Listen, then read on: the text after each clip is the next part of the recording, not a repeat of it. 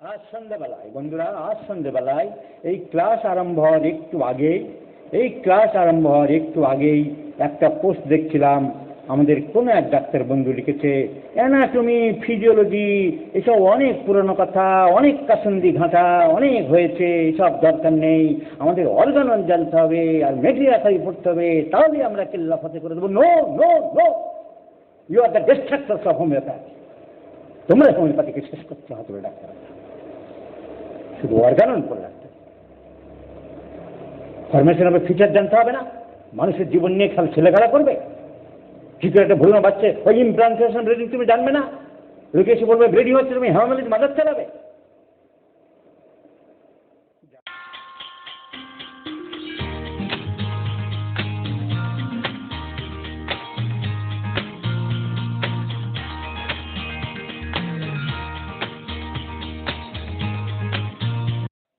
আরম্ভ করছি আজকের একটা ইম্পর্টেন্ট সাবজেক্ট, যার দুটি নাম, একটি নাম মিডওয়াইফারি আর একটি নাম অবস্টেট্রিক্স। গাইনোকোলজি কিন্তু আলাদা। গাইনোকোলজি শব্দ হলো female parts, female disease, leucorrhoea, uterine prolapse আর অপারেশন,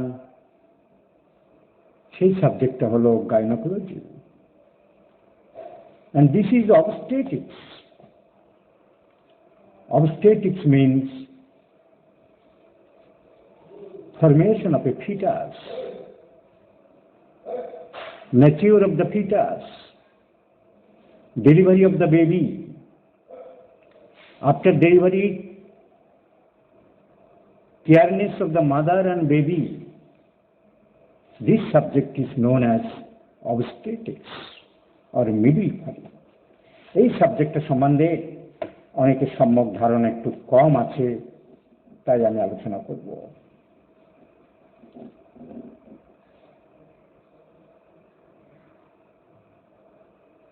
সত্যি কথা বলতে কোনো দুঃখ নেই, আলোচনার আরেকটা ইতিহাসও আছে।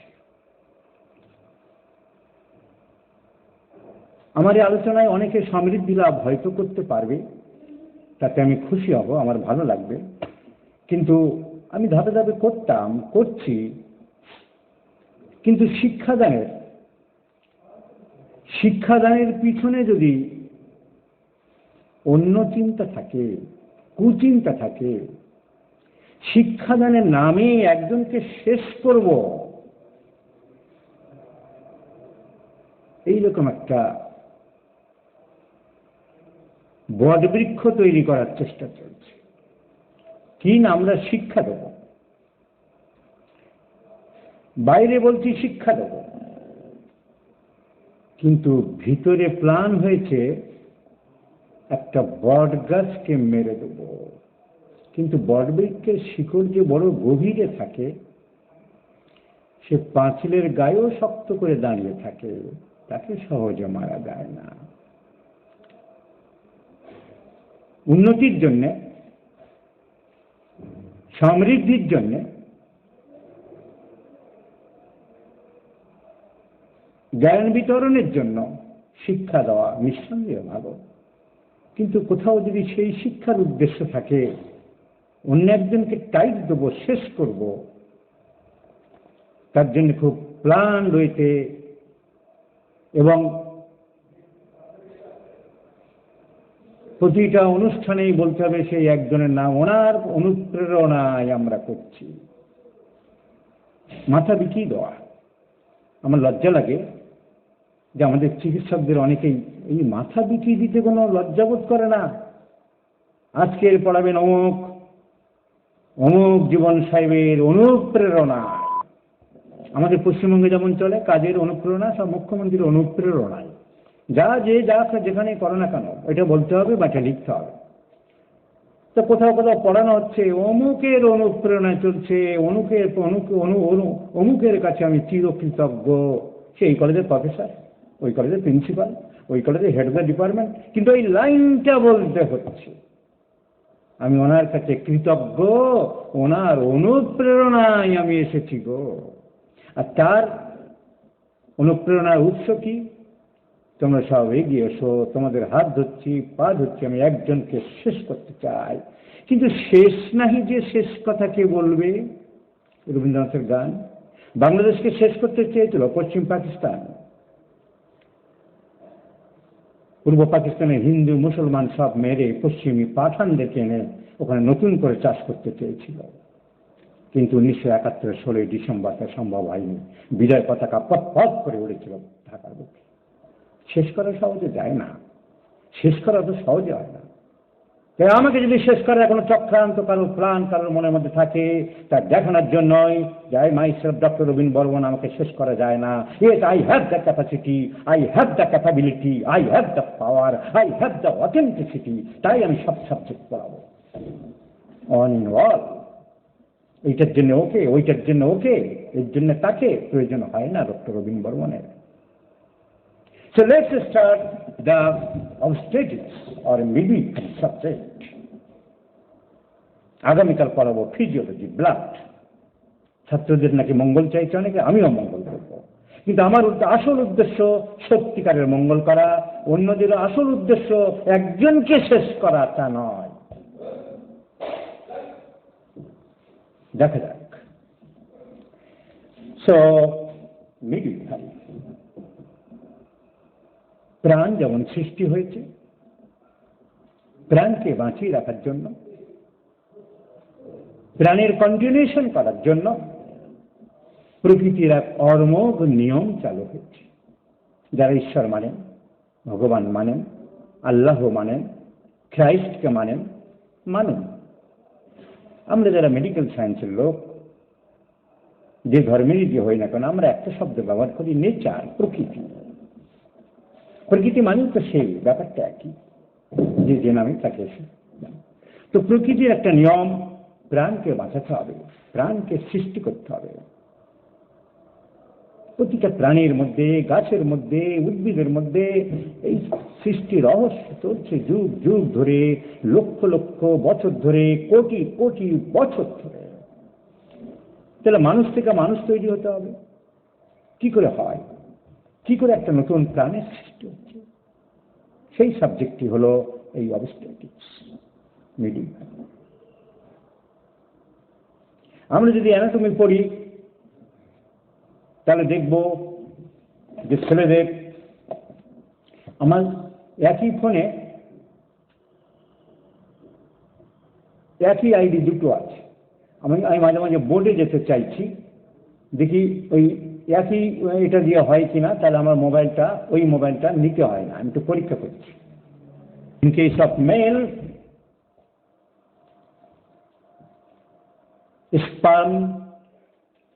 স্পার্মাটা জুন ওখানে তৈরি হয়ে ওখানে বসে থাকছে। And in case of female,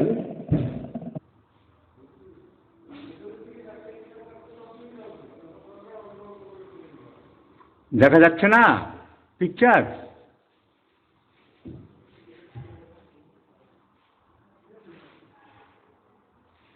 কেন বোর্ড দেখতে না যাওয়ার কারণটা কি?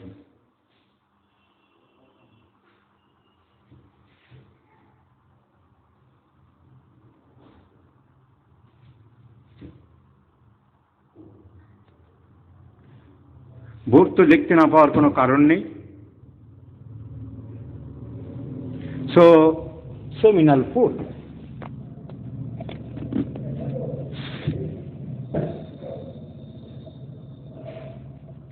So, posterior part of the cervix is known as seminal pool.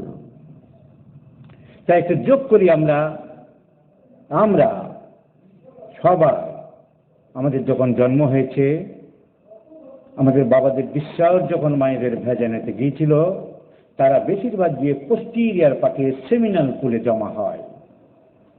সেইখান থেকে তারা আস্তে আস্তে এসে সার্ভিক্সের মধ্য দিয়ে ইউটেরাস হয়ে ফ্যালোপিয়ান টিউবের মধ্যে অ্যাম্পুলারি পার্টে যায়।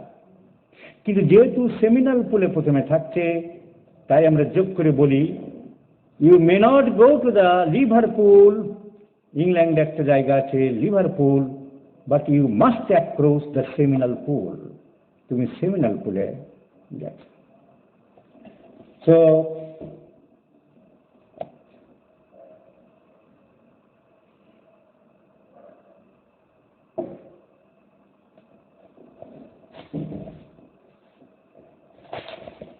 ঠিক আছে, আমি অন্য বোর্ড ব্যবহার করছি।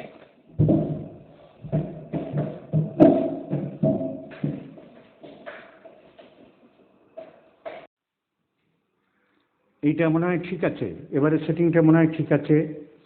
তো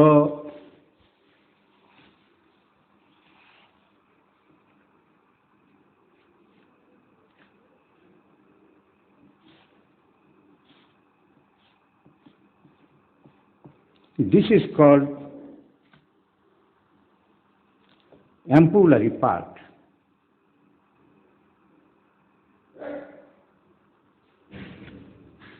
So this sperm comes,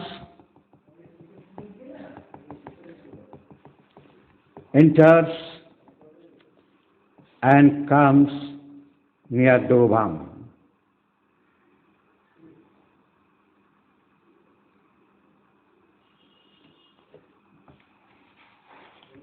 In the ovum, there are millions of sperms চারিদিকে ঘোরাঘুরি করছে। Millions and sperm. আশা করি এবারে কারোর কোনো প্রবলেম হচ্ছে না।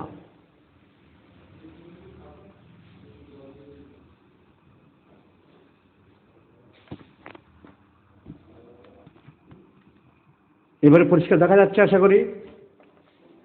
So sperm looks like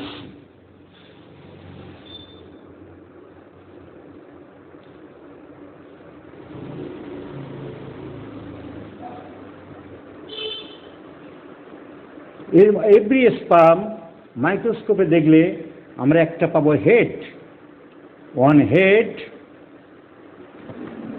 one neck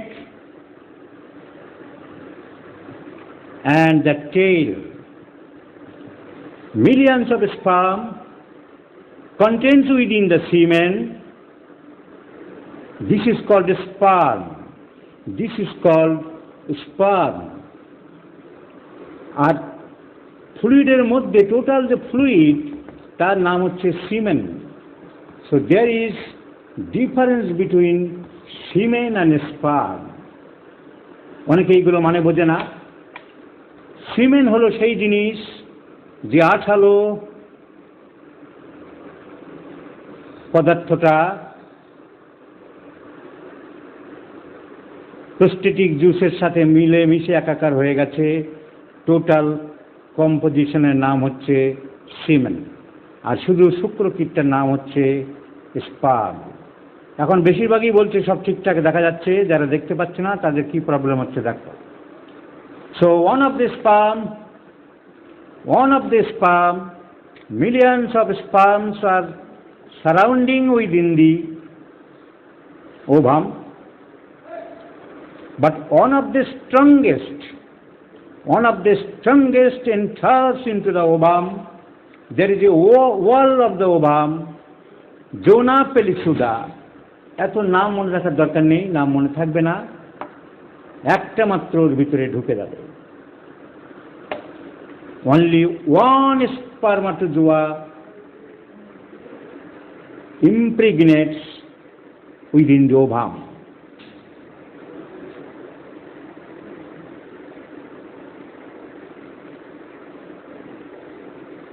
Suppose there is a pada.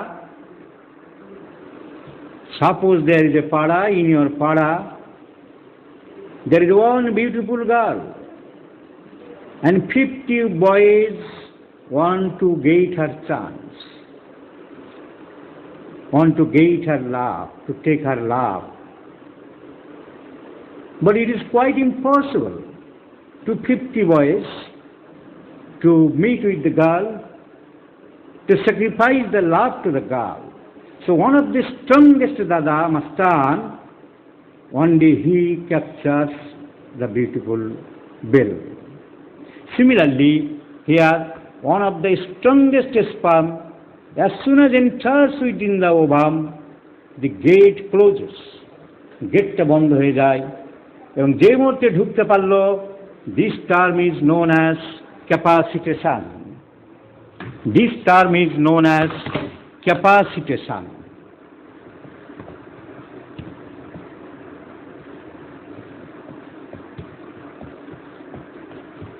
Capacitation means the capacity, the power of a sperm to penetrate within the ovary. So the first term we have learned capacitation, and to come within this seminal pool through the cervix, through the endometrium, into the ampulla, it takes about 1 hour. It takes about 1 hour time. So after intercourse, within 1 hour, the sperms are entered into the endometrial cavity, এর ভিতরে ঢুকে যায় এবং বাংলা বলতে গেলে খুব ঝামেলা, এবং আস্তে আস্তে ইউটেরাইন টিউবের মধ্যে এসে, এই ফ্যালোপিয়ান টিউবের মধ্যে এসে ডিম্বকোষের মধ্যে ঢুকে গেল। যে মুহূর্তে ঢুকে গেল, মাথাটা ঢুকে গেল, বডি থেকে খুলে পড়ে গেল, মাথাটা ঢুকে গেল, সেই শব্দটা আমরা পেলাম ক্যাপাসিটেশন। এর ভিতরে এবার যে পরিবর্তন হবে, যেই ঢুকে গেল, দুজনের মিলন হয়ে গেল, তার নাম হয়ে গেল fertilization. Fertilisation.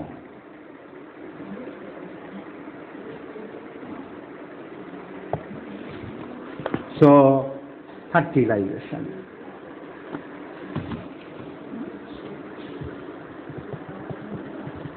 Now the fertilizations is the meeting of a sperm, head of the sperm and the ovum. ইংলিশে বললে আবার অনেকে বোঝে না। So the second term is fertilization. Now there is changes. Changes begins. The beginning of life has starts. This is known as zygote formation. This is known as zygote formation.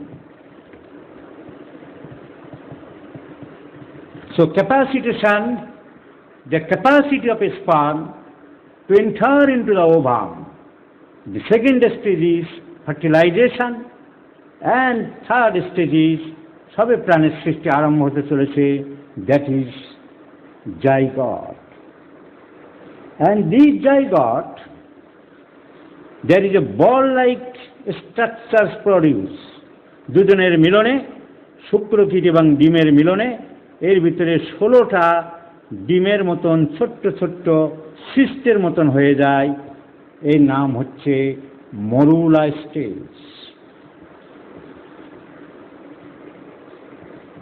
So morula stage is nothing but 16 cells, collection of 16 different cell division. দুটো থেকে চারটে, চারটে থেকে 8টা, 16টা cell division হয়ে গেল morula. Next stage is known as, এই মরুলাগুলো আস্তে আস্তে সিস্টের মতন হয়ে যায়, ফাঁকা ফাঁকা হয়ে যায়, তার ভিতরে ফ্লুইড থাকে, এর নাম হচ্ছে ব্লাস্টোসিস্ট।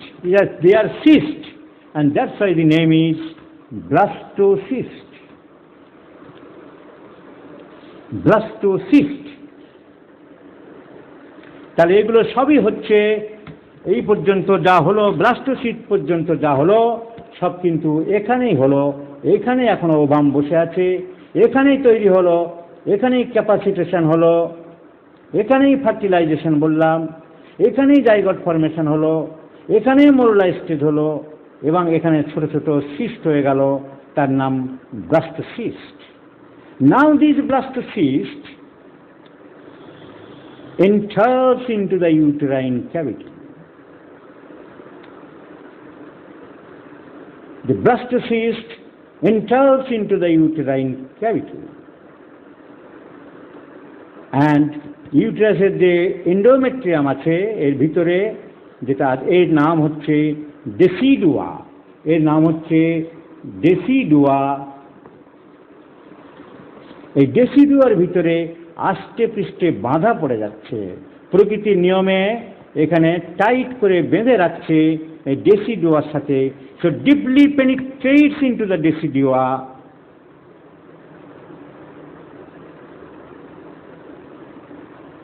এর নাম হচ্ছে, যেই শক্তভাবে বাঁধা পড়ে গেল তখন তার নাম হচ্ছে ইমপ্লান্টেশন, তখন তার নাম হচ্ছে implantation. Implantation of the zygote within the uterine cavity. সেলের মধ্যে বাধা পড়ছে, সেলের মধ্যে, এর আরেক নাম একে পুরোপুরি বলা হয় interstitial implantation or only implantation. তাহলে আমরা জীবনের শুরুতে, ভ্রূণের শুরুতে কি কি স্টেজ পেলাম? যখন ঢুকছে ক্যাপাসিটেশন, ঢুকে গেছে ফার্টিলাইজেশন, দুজনের মিলন হচ্ছে জাইগট ফরমেশন, তারপরে ডিভিশন, সেল ডিভিশন হচ্ছে মরুলা, তারপরে সিস্ট, ওই সেলগুলো সিস্টের মতন হয়ে যাচ্ছে ব্লাস্টোসিস্ট, সিস্ট ফরমেশন হয়ে গেল। এই সিস্ট ব্লাস্টোসিস্ট, ব্লাস্টোসিস্ট এবারে জরায়ুর মধ্যে ঢুকে গেল, ঢুকে গিয়ে আস্তে আস্তে বাঁধা পড়ে যাচ্ছে। তাকে যেই বাঁধা পড়ছে তার নাম হয়ে গেল implantation. This is the first stages. এই পর্যন্ত আমরা জানলাম যে কিভাবে ইমপ্লান্টেশনগুলো পর্যন্ত হলো। Now these blastocyst, এই ভিতরে যে ঢুকে আসলো যে ব্লাস্টোসিস্ট, এই ব্লাস্টোসিস্টের 3টে লেয়ার হয়। তাহলে এখন জরায়ুর মধ্যে যেটা বসে আছে, এখন জরায়ুর মধ্যে যেটা বসে আছে তার নাম blastocyst. And this blastocyst has 3 layers. 3 layers. Inner cell, মাঝখানের লেয়ার, একদম মাঝখানে ভিতরে লেয়ারটাকে বলা হয় ইনার সেলস, আর বাইরেরটাকে বলা হয় ট্রফোব্লাস্ট সেলস। এগুলো মনে থাকবে না, এখন মনে রাখার দরকারও নেই। আমি বললাম যে 2টো লেয়ার থাকে। এই বাইরের লেয়ার থেকে তৈরি হয় প্লাসেন্টা, এই বাইরের লেয়ার থেকে তৈরি হয় প্লাসেন্টা, আর ভিতরের লেয়ার থেকে তৈরি হয় ফিটাস। ফিটাস আস্তে আস্তে বড় হতে থাকে, আস্তে আস্তে বড় হতে থাকে, এবং জরায়ুটা আস্তে আস্তে বাড়তে থাকে, আস্তে আস্তে বাড়তে থাকে। আটা রুটি যেমন আমরা বেলি সেরকম আস্তে আস্তে পাতলা হয়, জরায়ুটা বাড়তে থাকে, আর ভিতরের এই ফিটাস বাড়তে থাকে, বাড়তে থাকে, বাড়তে থাকে, বাড়তে থাকে, এবং বাইরের লেয়ারটা প্লাসেন্টা ওকে গার্ড দিতে থাকে। That is not the covering of the connection. Now the inner layer, now the inner layer and the trophoblast, বাইরের লেয়ার যেটা প্লাসেন্টা, তাহলে প্লাসেন্টার সাথে বাচ্চার যে কানেকশন একটা করতে হবে, সেই কানেকশনটার নাম হচ্ছে কানেকশন বাই কর্ড, একটা দড়ি, এবং সেই দড়িটার নাম হচ্ছে আম্বিলিকাল কর্ড। তার নাম হচ্ছে আম্বিলিকাল কর্ড। এই জন্যে ওই কর্ড যেখান থেকে থাকে পরে বাচ্চা বেরোনোর পরে কেটে দেওয়া হয়, ওই জন্য জায়গাটার নাম আমরা বলি আম্বিলিকাস, ওই জন্য নাম বলি umbilicus. So the inner cells forms the fetus, and the outer layer, that means the trophoblast, forms the placenta. The fetus and the placenta connected by a cord known as umbilical cord. So this placenta has a wide range of functions. It gives oxygen to the fetus. It gives nutrients from the mother's blood to the fetus. It removes the waste products of the fetus. ফিটাসের খারাপ জিনিসগুলো, কিডনির transplantation যেটা এখনো চালু হয়নি সেটাই placenta করছে। So it removes the waste products from the blood of the fetus. And this gives oxygen to the fetus. It gives other nutrients to the fetus. তাহলে আমি কি বললাম? আমি বললাম যখন একটা ডিম্বকোষের মধ্যে একটা শুক্রকীট যাচ্ছে, শুক্রকীট যখন স্পিডে মেলামেশা করার পরে ঢুকে গেল, ওরা জরায়ুর পিছন দিকে গিয়ে থাকে, সেই জায়গাটার নাম সেমিনাল পুল। ওখান থেকে 1 ঘন্টা সময় লাগে। আস্তে আস্তে আস্তে আস্তে সেই অ্যাম্পুলার মধ্যে যেখানে বসে আছে ডিম, সেই ডিমের চারিদিকে গিয়ে কুকুর ছাগলের মতন লাইন লাগালো চারিদিকে, মেয়েদের ডিম চুপচাপ বসে আছে। এই আমাদের শুক্রকীট দিয়ে চারিদিকে লক্ষ লক্ষ কোটি কোটি পাগল ছাগলের মতন ঘুরছে। আর কে ঢুকবে? মারামারি, ঠেলাঠেলি, হাঙ্গামা, মা হাঙ্গামা। আরে বাইরের জীবনেও তাই। কলেজের গেটে, স্কুলের গেটে মেয়েটা ঘুরঘুর করছে না, 20টা সাইকেল নিয়ে দাঁড়িয়ে আছে। কে তুলবে? শরীরের ভিতরেও তাই। মেয়ে চুপচাপ দাঁড়িয়ে আছে, ও ভাম চুপচাপ দাঁড়িয়ে আছে। তোমরা গিয়ে কুকুর ছাগলের মতন আমি ঢুকবো, আমি ঢুকবো, আমি ঢুকবো, মারামারি, কাটাকাটি, আনাআনি করছে। And one of the strongest, যে মহাশক্তিশালী, সে ঢুকে গেল আর ওনার দরজা বন্ধ হয়ে গেল। যেই ঢুকে গেল সঙ্গে সঙ্গে সেই ক্যাপাসিটি, তার স্টেজের নাম হলো ক্যাপাসিটেশন। দুজনের মিলন হয়ে গেল। মিলন হবে আজ রাতে, তার নাম হয়ে গেল ফার্টিলাইজেশন। সেখান থেকে ভ্রূণ তৈরি হবে জাইগট ফরমেশন। সেখান থেকে বেলুনের মতন ছোট ছোট 16টা স্টেজ হবে মরুলা। সেখান থেকে ব্লাস্টোসিস্ট। এই ব্লাস্টোসিস্ট এবার জ্বরের মধ্যে ঢুকবে। যেই বাধা পড়বে, সব থেকে অ্যাবর্শন করতে গেলে কি হয়? কেটে কেটে বের করতে গেলে দেখা যায় বেরোচ্ছে না, চারিদিকে আষ্টে পৃষ্ঠে। আমি একটা সময় অ্যাবর্শন করেছিলাম, তাই আমি জানি। আষ্টে পৃষ্ঠে বেঁধে রাখে। একে বলা হয় ইমপ্লান্টেশন। এই কলমগুলো বন্ধ না করলে আবার ডাক পড়ে। ইমপ্লান্টেশন।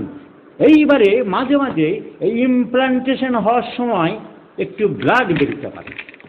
ইমপ্লান্টেশন হওয়ার সময় একটু ব্লাড বেরোতে পারে। তাকে বলা হয় ইমপ্লান্টেশন ব্লিডিং। তাকে বলা হয় implantation bleeding.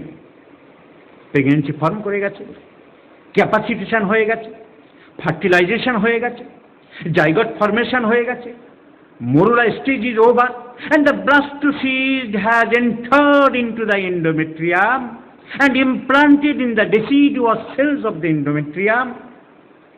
Implantation which is called, তখন কিন্তু একটা দুঃশিরা ছিঁড়ে চাপে টানে একটু ব্লিডিং হতে পারে। অনেকে মাথায় হাত দিয়ে বসলো, আমার প্রেগনেন্সি হয়েছিল, নষ্ট হয়ে গেল। না, নষ্ট হয়নি। That is called implantation bleeding. অনেক ডাক্তারও ভুল করবে, অনেক রোগী ভুল করবে, অনেক মেয়েরা ভুল করবে। That is nothing but the implantation bleeding. বলতে হবে যে ভয়ের কিছু নেই, এটার নাম ইমপ্লান্টেশন ব্লিডিং। এরকম হয়ে থাকে, তোমার চিন্তা করার কোনো কারণ নেই। তো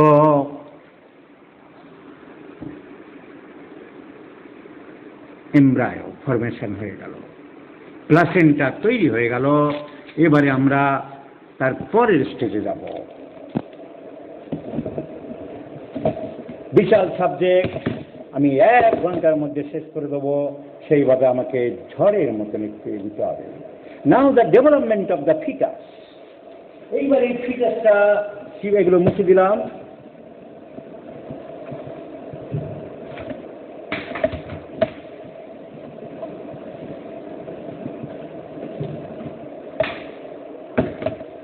আজ সন্ধ্যাবেলায় বন্ধুরা, আজ সন্ধ্যাবেলায় এই ক্লাস আরম্ভ হওয়ার একটু আগেই একটা পোস্ট দেখছিলাম। আমাদের কোনো এক ডাক্তার বন্ধু লিখেছে, অ্যানাটমি, ফিজিওলজি এসব অনেক পুরনো কথা, অনেক কাসন্দি ঘাঁটা অনেক হয়েছে, এসব দরকার নেই। আমাদের অর্গান জানতে হবে আর মেডিয়াটাই পড়তে হবে, তাহলে আমরা কেল্লা ফাতে করে দেবো। No no no, you are the destructors of homoeopathy. তোমরা হোমিওপ্যাথিকে শেষ করতে হবে ডাক্তার, শুধু অর্গানন করে রাখতে হবে। ফরমেশন হবে, ফিচার জানতে হবে না। মানুষের জীবন নিয়ে ছেলেখেলা করবে, ঠিক করে একটা ভুল বাচ্চা ওই ইমপ্লান্টেশন ব্লিডিং তুমি জানবে না। লোকে এসে বলবে ব্লিডিং হচ্ছে, তুমি হেমামেলিজ মাদার চালাবে। জানার দরকার নেই আমাদের সব। তাল মেরেছে আবার অনেকে, হ্যাঁ ঠিক বলেছেন, দারুণ বলেছেন। আর অনেকে তো কলম নিয়ে রেডি থাকে, আবার আঙুল নিয়ে রেডি। আঙুল, কলম মানে আঙুল। এই আমার ছেলের ছবি দিলাম, এই মেয়ের চুল পেকেছে, এই ছেলের নাক দিয়ে ফোঁটা পড়ছে, বা সঙ্গে সঙ্গে পোস্ট, ও লেখা লেখা লেখা লেখা, কাজ নেই যেন। যেই লিখলো অ্যানাটমি ফিজিওলজির দরকার নেই, 100 জনে হাত তুলে দিল, ঠিক ঠিক ঠিক, মূর্খের স্বর্গে বাস করছে। কিছু বুঝবেন না, ওই হাতুড়ে ডাক্তারি হবে। You have to sound knowledge in all subjects. কেন তুমি কিছুই বুঝবে না। এই ইমপ্লান্টেশন ব্লিডিং তুমি বুঝবে না। তুমি এরপরে আরো পর স্টেজে আসছি, সেসব কিছুই বুঝবে না। ডাক্তার, আমার মাসিক বন্ধ হয়েছে, আমি কি প্রেগনেন্ট হয়েছি? তুমি কি বলবে? তুমি অর্গানন নিয়ে পড়ে আছো। অর্গাননে আছেটা কি? অর্গাননের একটা শব্দ আমি বাদ দিচ্ছি না, অর্গাননকে ডিভয়েড করছি না, অর্গাননকে কাট অফ করছি না, অর্গাননকে মানব না বলছি না, কিন্তু বলবো অর্গাননে আছেটা কি। 1 ঘন্টার ব্যাপার। কিছু থিওরিটিক্যাল কথা। হে চিকিৎসক, তুমি তোমার কর্তব্য পালন করো। তোমার আদর্শ আরোগ্য যেন চাপা না দেওয়া থাকে, ভিতর থেকে বাইরে ঠিক মতন রোগী কষ্ট না পায়, যন্ত্রণা না পায়, একটা নীতির দ্বারা তুমি তৈরি করো। তুমি রোগ সম্বন্ধে জানো, তুমি শরীরের ভিতরে একটা শক্তি আছে, জীবনী শক্তি সম্বন্ধে জানো। তো জানলাম, জানতে কি হাতি ঘোড়া লাগে? বছর পর বছর লাগে। অর্গানন করো, অর্গানন সব, অর্গানন করবো, অর্গানন খাবো। অর্গানন কি ধুয়ে জল খাবে? এই তো বলে গেছে। কদিন লাগে জানতে? রোগের কারণ আছে exciting factor, maintaining factor, fundamental cause. রোদ বৃষ্টি লাগলে জ্বর আসতে পারে, মদ খেলে পেট খারাপ হতে পারে, ঠান্ডা মেঝেতে শুলে তোমার নিউমোনিয়া সারবে না। এগুলো এক্সাইটিং ফ্যাক্টরস, মেনটেনিং ফ্যাক্টরস। রোগ লাগলে সানস্ট্রোক হতে পারে, এক্সাইটিং ফ্যাক্টরস। এনিওয়ান বলছে 5, 6 ছাটিয়া প্রয়োজন। পরে গিয়ে বলছে যে ফান্ডামেন্টাল কজ যোগ হয়েছে। সোরাসিবিলি সাইকোলজি অনুমান করছি যে এরা রোগ সৃষ্টি করতে পারে, মানলাম। বলছি তুমি জীবনী শক্তি মানো, জীবনী শক্তিকে ট্রিটমেন্টে জীবনী শক্তি না থাকলে লাইফ খোঁটা, মানলাম। অস্বীকার করছে। বলছি অ্যাকশন ওষুধের 2 রকম হয়, প্রাইমারি অ্যাকশন, সেকেন্ডারি অ্যাকশন। যা ইমিডিয়েটলি এফেক্ট করছে তা প্রাইমারি অ্যাকশন, তারপরে রোগ যখন সারানো হচ্ছে ও যখন রিভোল্ট করছে, সেকেন্ডারি অ্যাকশন। সেকেন্ডারি অ্যাকশন 2 রকম হয়, secondary counter action, secondary curative action. হঠাৎ করে ভুচি মারলে আমাকে কেউ করে উঠলাম, সেকেন্ডারি কাউন্টার অ্যাকশন। তারপরে একটু সামনে নিয়ে যখন আবার চালালাম আমি, সেকেন্ডারি কিউরেটিভ অ্যাকশন। তারপর বলছি ডিজিজকে 2 ভাগে ভাগ করা যায়, acute disease, chronic disease. Acute disease বলতে 3 রকম, ইন্ডিভিজুয়াল, স্পোরাডিক, প্যান্ডেমিক। 1 জন 2 জনকে হচ্ছে ইন্ডিভিজুয়াল, 10 জনের হচ্ছে স্পোরাডিক। এই করোনার মতন ঝাঁকে হচ্ছে প্যান্ডেমিক। তারপর বলছে ক্রনিক ডিজিজ। বলছে ক্রনিক ডিজিজ সারতে গেলে তোমার মায়াজম লাগবে, মানতে হবে। সব ডিজিজের কারণ সোরা। আর সিপিলিস বলতে যে এত লেকচার দিচ্ছ, এত লোকে বোঝানোর টেকনিক, যে অরিজিনাল লোক বুঝিয়েছি 1 পাতা, বোঝানোর ঠেলায় হোমিওপ্যাথি অন্ধকার। হ্যানিম্যান সিপিলিস বুঝিয়েছে 1.5 পাতা। বলেছে 2টো ওষুধ মাত্র বলেছে, নাইট্রিক অ্যাসিড আর মার্কুরিয়াস। তুমি সিপিলিসের বই লিখছ 5000 পাতা। বোঝানোর ঠেলা অন্ধকার। যে যা পাচ্ছে বোঝানোর জন্য ব্যস্ত, নিজের মতন করে। এরপর তো ফেসবুক বাবুর আবার বোঝাতে চাইছে, পার্ট টাইমে মাস্টারি করে আবার রাত্রেবেলা বোঝাবো। বলো আজ কি বোঝাবো? গাছের শিকড় বাস্তব, বলছে আজ কি পড়া। তারপর বলছে 1 সাইডেড ডিজিজ, যেগুলো 1 সাইডে রোগ হয়, মাথা ব্যথা, এগুলো 1 সাইডেড ডিজিজ। ক্রনিক, শরিক in nature, chronic in origin. তারপর বলছে মেন্টাল ডিজিজ। কালকেই পড়িয়েছি যে মেন্টাল ডিজিজ সেন্সিবল অ্যাডভাইস দিয়ে সারাও, deception in disguise, freedom from prejudice, sensible advice, consultative argument, এইসব করে তুমি মেন্টাল ডিজিজ। বেশিরভাগ মেন্টাল ডিজিজ এমনি সেরে যায়। মেন্টাল ডিজিজ 2 রকম হয়, একটা ট্রু, একটা ফলস। ফলসগুলো হচ্ছে এক্সাইটিং ফ্যাক্টরের জন্য, মদ খেয়ে হোক, প্রেমে ব্যক্ত হয়ে হোক, এইসব ক্ষেত্রে তুমি অ্যাকিউট মেডিসিন দেবে, অ্যাকোনাইড বেলোডোনা, হাইসোমাস, এইসব দেবে। তারপর পিরিয়ডটা ওভার হয়ে গেলে তুমি ক্রনিক মেডিসিন দেবে। তারপর বলছে কেস টেকিং, এইভাবে করতে হবে। তুমি জিজ্ঞাসা করো না, রোগীকে বলতে দাও, ঠান্ডা মাথায় লেখো, attention in observing, freedom from prejudice, sound sense থাকতে হবে তোমার, এইভাবে করতে হবে বলে।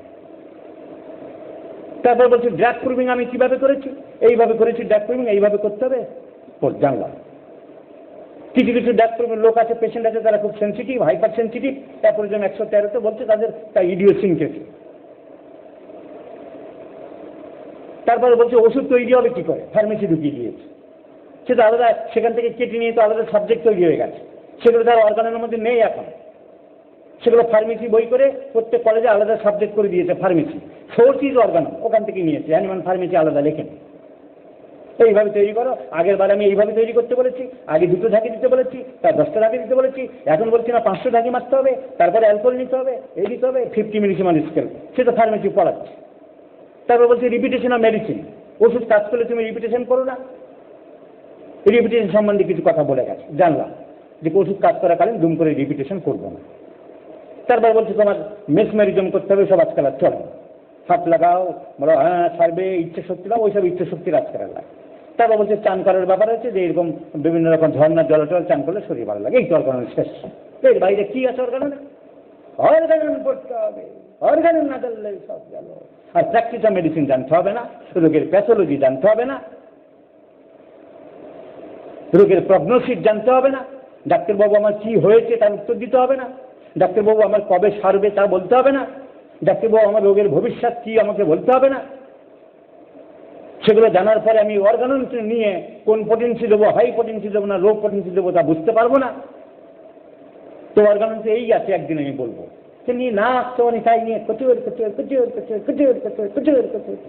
অর্গানন জানতে হবে, অর্গানন করতে হবে, এই বলেছে অ্যানিমাল। এর বাইরে আমাকে দেখাও কি বলেছে, আর কিছু থিওরিটিক্যাল কথা, মামুলি কথা। অ্যাফোরিজম 1 তোমার আসল কর্তব্য ডাক্তারি করা। অ্যাফোরিজম 2 আদর্শ আরোগ্য এরকম হবে, চাপা ধামা চাপা দিয়ে নাটক করে ফাজলিমি করে করো না। অ্যাফোরিজম 3 তোমার ডিজিজ টিজিজ সম্বন্ধে সব জানতে হবে। অ্যাফোরিজম 4 তুমি শুধু ডাক্তার না, তোমার সবার এলাকার স্বাস্থ্য সম্বন্ধে তোমার সচেতন থাকতে হবে। অ্যাফোরিজম 5, 6, 7 এক্সাইটিং কাজ, মেনটেনিং কাজ, ফান্ডামেন্টাল কাজ। 10, 11, 13 ভাইটাল ফোর্সকে মানো, স্বীকার করো। তারপর বলছে তারপর চলছে যে কিভাবে রোগ সারে, আমি আমার থিওরি। তারপর বলছি বিভিন্ন মোডস অফ ট্রিটমেন্ট, আগে এই ছিল আইসোপ্যাথি, এই ছিল হেক্সোপ্যাথি, এই হচ্ছে অ্যালোপ্যাথি, এই আমার হোমিওপ্যাথি, আমি হোমিওপ্যাথি ভালো। কেন ভালো বলছি? কারণ আমি বলছি aphorism 26 weaker dynamic affection is permanently extinguished by the stronger on both of them different in kind but similar in their manifestation. একই রকম সব রোগ তৈরি হবে, এই ঔষধের রোগটা স্ট্যান্ডার্ড হবে, সে ওই রোগটাকে সারা। দুটো সিমিলার ডিজিজ তৈরি হবে, এটা হাই গ্রেডের সিমিলার, ওকে তাড়িয়ে দেবে। অ্যালোপ্যাথি হচ্ছে ডিসিমিলার। তারপরে প্রাইমারি অ্যাকশন, সেকেন্ডারি অ্যাকশন পর্যন্ত 63, 64। তারপরে বিভিন্ন ডিজিজের ক্লাসিফিকেশন। আবার বলছি আমি একটু আগে বললাম, acute disease, chronic disease, endemic, pandemic, sporadic individual. তারপরে কেস টেকিং, তারপর drug proving, one sided disease, intermittent disease, malaria. আজকাল ইন্টারমিটেন্ট ডিজিজ হোমিওপ্যাথি কেউ করে না। ম্যালেরিয়া জ্বর হলে 5 দিন জ্বর কম যায়, তোমার কাছে কেউ পড়ে থাকবে না। তারপরে ওষুধ কি করে তৈরি করলাম, কি করে রিপিটেশন করলাম, তারপর ঝর্ণার জলে চান করো, মেসমেরিজম করো, ব্যাস। এই নিয়ে এত নাটক, আর অন্য কিছু পড়বে না, ওই নাটক করবো, তুমি ফিজিওলজি লাগবে না। তো প্রেগনেন্সি ফর্ম করে গেল।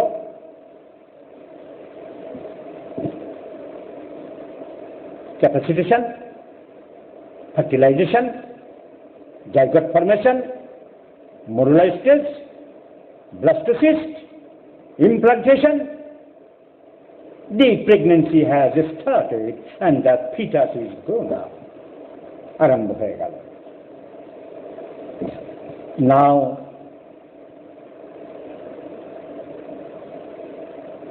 প্রেগনেন্সি হয়েছে বুঝবো কি করে? Now the signs and symptoms of pregnancy আমরা 3টে স্টেজে ভাগ করা হয়েছে। ফার্স্ট ট্রাইমেস্টার, প্রথম 12 মাস, প্রথম 12 উইকস, ফার্স্ট ট্রাইমেস্টার। তারপরে মিড প্রেগনেন্সি 13 to 28 উইকস। তারপরে last pregnancy, late pregnancy 29 to 40 weeks. তাহলে আমরা মোটামুটি করি যে প্রথম দিকের প্রেগনেন্সিটা আমাদের মেন জানার দরকার। কি করে জানবো? নাম্বার 1, অ্যামেনোরিয়া, মাসিক বন্ধ। প্রথম কারণ মাসিক বন্ধ হবে, তার কারণ জরায়ু তো দখল হয়ে গেছে, জরায়ুতে জায়গা নেই। সেই জাইগট, সেই ব্লাস্টোসিস্ট দখল করে নিয়েছে, রোহিঙ্গারা বসে গেছে জরায়ুর মধ্যে, দখল। চট্টগ্রাম দখলের মতো। তাহলে আর মাসিক হবে কি? মাসিক কেন হতো? মাসিক হতো ওভাম থেকে একটা করে ডিম বড় হতো, ওর ভিতরে বড় থাকতো ডিম। প্রথমে ডিমটার নাম ছিল প্রাইমোরিয়াল ফলিকেল, যখন বড় হলো তার নাম গ্রাফিয়ান ফলিকেল। ওই ডিমটাকে বড় করতে হবে। এই হাইপোথ্যালামাস বলছে অ্যান্টিরিয়র পিটুইটারিকে তুমি একটা সৈন্য পাঠাও। সৈন্যটার কি পাঠালাম, কি নাম? Follicle stimulating hormone, FSH। ও গিয়ে ওই ডিমটাকে বড় করলো, বলে 14 দিন ধরে বড় করো। 14 বড় করলো, বলে এবার ফাটিয়ে কুসুমটা বের করে দাও। পাচ্ছি না, আমি একা পাচ্ছি না, আরেকটা সৈন্যকে পাঠাও। ঠিক আছে, পাঠিয়ে দিলাম। হাইপোথ্যালামাস বলছে অ্যান্টিরিয়র পিটুইটারিকে আরেকটা সৈন্য পাঠিয়ে দাও। আরেকটা সৈন্য পাঠালাম, কি নাম? LH, luteinizing hormone. And by the conjoint action of the follicle stimulating hormone and luteinizing hormone দিয়ে ওভাম রাপচার, কুসুমটা বেরিয়ে গেল। And it is captured by the fimbriated end of the fallopian tube. fallopian টিউবের মাথার দিকটায় আঙুলের মতন, জবা ফুলের মতন খাঁজ কাটা আছে। ও গ্যাপ করে ধরে নেয়, গ্যাপ করে ধরে নেয়। By the chemotactic phenomenon, as if iron and magnet. Direct কোনো কমিউনিকেশন নেই। প্যাকেটটা পড়ে রইল, ডিমের খোলাটা পড়ে রইল। খোলা বললো আমি কি করব? তোমার নাম পাল্টে দিলাম। বিয়ের পরে যেমন তোমার মেয়েদের নাম পাল্টে দেয়, তোমার নাম এখন আর গ্রাফিয়ান ফলিকেল রইল না, তোমার নাম হয়ে গেল কর্পাস লুটিয়াম। তুমিও হরমোন ছাড়বে। তুমি একটা রস ছাড়ো, হরমোন ছাড়ো। ছাড়ছি, ওর নাম দাও প্রোজেস্টেরন। আর গ্রাফিয়ান ফলিকেল ছাড়ছিল, তার নাম ছিল ইস্ট্রোজেন। এরা এবারে ডিমটা গিয়ে ওই অ্যাম্পুলার ওখানে বসেছিল। এই শুক্রকীট দিয়ে যদি না যেত তাহলে ডিমটা শুকিয়ে যেত। জরায়ুর মধ্যে বিছানা তৈরি হয়েছিল, ওই ইস্ট্রোজেন প্রোজেস্টেরন হরমোনটা মিলে করেছিল। এবারে যখন মেলামেশা হলো না, বন্ধু পেল না, তখন পাংচার রাপচার হলো, এরকম করতে থাকলো এবং বেরিয়ে গেল। ঠিক ব্লাড প্রেশারের পাম্পিং এর মতো একদম এর সাথে মিল আছে। জরায়ু ভিতরে বেড তৈরি হয়েছিল, ডিম ওখানে বসেছিল অ্যাম্পুলায়, অ্যাম্পুলায় এখানে বসেছিল ডিম। শুক্রকীট আসেনি, মিলন হয়নি, মেয়েটির বিয়ে হয়নি, বন্ধু হয়নি, বিধবা ভদ্রমহিলা, কিংবা মেয়েটি MA পড়ছে, এখন বাচ্চা কাচ্চা নেবে না, কন্ডম ইউজ করেছে তার স্বামী, ফার্টিলাইজেশন হয়নি, ডিম এখানে শুকিয়ে গেল। ডিম আর এর ভিতরে আসে না। It completely disintegrates within the ampullary part of the fallopian tube. তাহলে বিছানাটা কি হবে? জরায়ু বলছে তাহলে আমি যে বিছানাটা কি করব?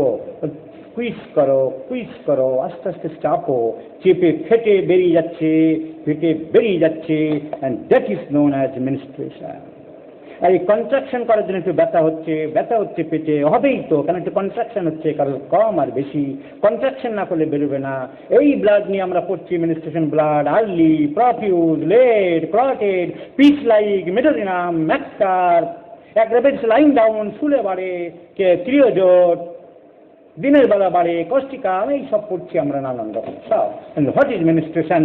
Menstruation is the physiological discharge comes from the endometrial cavity of the uterus and lasts 4 to 6 days due to breakdown of the endometrium by the contraction of the uterus. তাহলে এখন তো সে জায়গার নেই, আর তো বিছানা তৈরি হয়নি। তাহলে the first symptom of pregnancy is stoppage of menstruation. বিছানাও নেই, জরায়ু পাম্পিংও করছে না, আর ভাঙছেও না কিছু। So amenorrhoea. Second symptom is early burns, specially for the first pregnant ladies. তাদের ক্ষেত্রেই বেশি হয়। অনেক 2-4টে বাচ্চা হয়ে, এখন তো 2-4টে বাচ্চা হয় না। তো যাই হোক, প্রথম এখন একটাই বাচ্চা বেশি হচ্ছে, দুটো এখন বেশি নিতে চায় না লোকে। তো প্রথম মাসটা দাওয়াত করে কাটলো, সেকেন্ড মাস থেকে আর খেতে পাচ্ছে না, বমির ভাব, বমির ভাব, nausea and vomiting. So the first early some symptoms of pregnancy, number 1, menstruation stop. Amenorrhea, ya means absent, meno means menstruation, rhea means discharge, absent of menstrual discharge. Number 2, nausea and vomiting. এই nausea and vomiting obstetrics বলা হয় morning sickness. কেন morning sickness? এটা সাধারণত সকালের দিকেই হয়। তাই এর নাম হয়েছে মর্নিং সিকনেস। সাধারণত দ্বিতীয় মাসে হয়, তৃতীয় মাস থেকে অটোমেটিক কমে যায়। কারোর কারোর খুব বেড়ে যায়, কারোর কারোর খুবই বেড়ে যায়, ট্রিটমেন্ট করতে হয়, ডিহাইড্রেশন হয়ে যায়। So it should be manage করতে হবে। অর্গানন করলে হবে না, অর্গানন করলে তুমি এটা ম্যানেজ করতে পারবে না। মানে বলেনি অর্গাননে যে মর্নিং সিকনেস কি করে ম্যানেজ করতে হবে, অর্গানন করলে সব হয়ে যাবে। সো ডিহাইড্রেশন হতে পারে।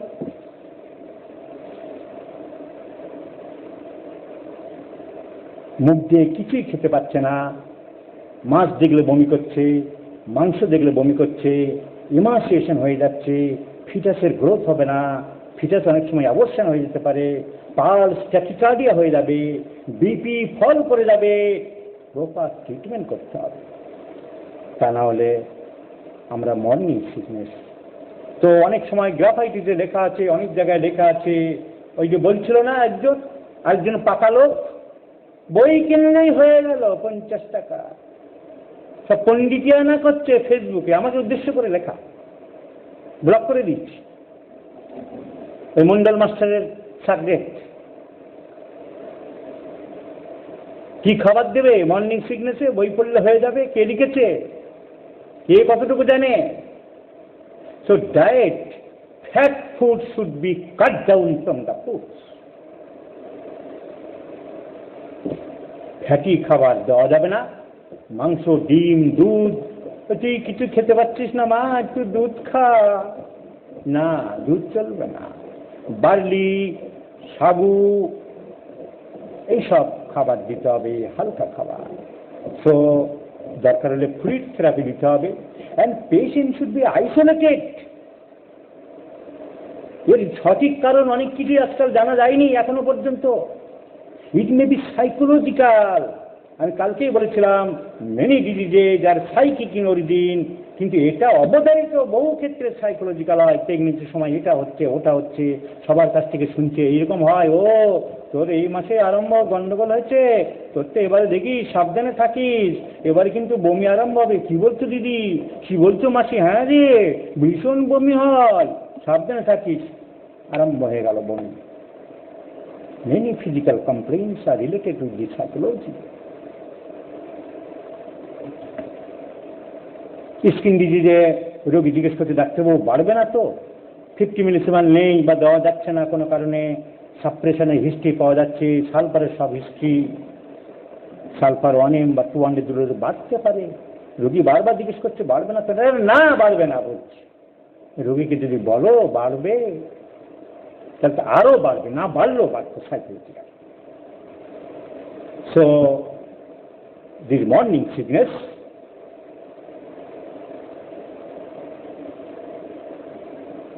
may be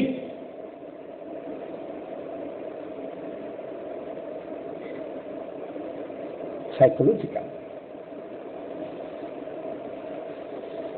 So rest and isolation পেশেন্টকে আলাদা রাখতে হবে। পেশেন্টকে আলাদা না রাখলে এ আসবে, ও আসবে, কথা বলবে, জ্ঞান দেবে, কিন্তু প্রবলেম হতে পারে। So patient should be isolated.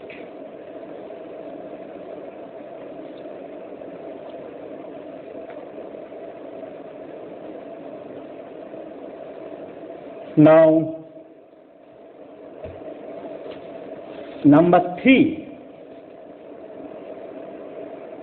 breast changes.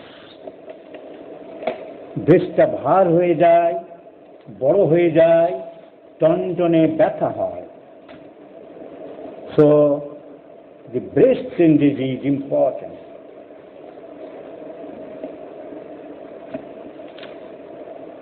Feeling of fullness, tightness and enlargement of both the breasts, and কাদের বেশি হয়, especially in primary gravida, যারা নতুন ফার্স্ট টাইম প্রেগনেন্সি হচ্ছে তাদের ক্ষেত্রে বেশি হয়।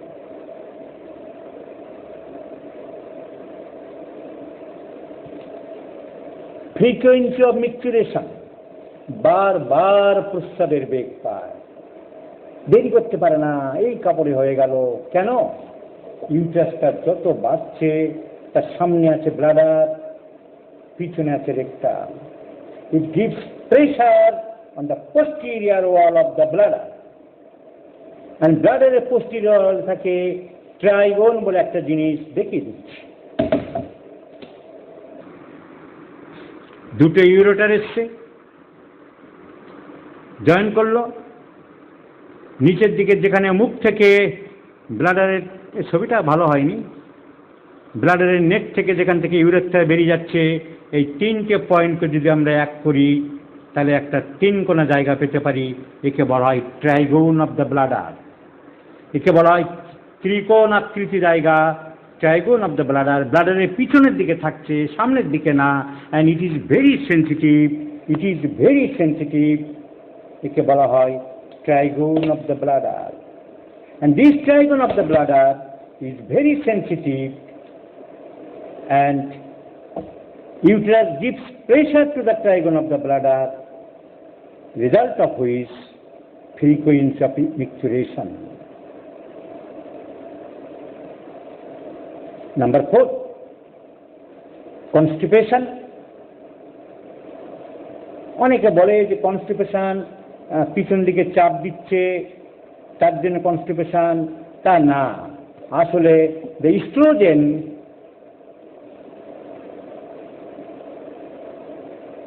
the chorionic gonadotropic hormone acts over the plain muscles of the uterus,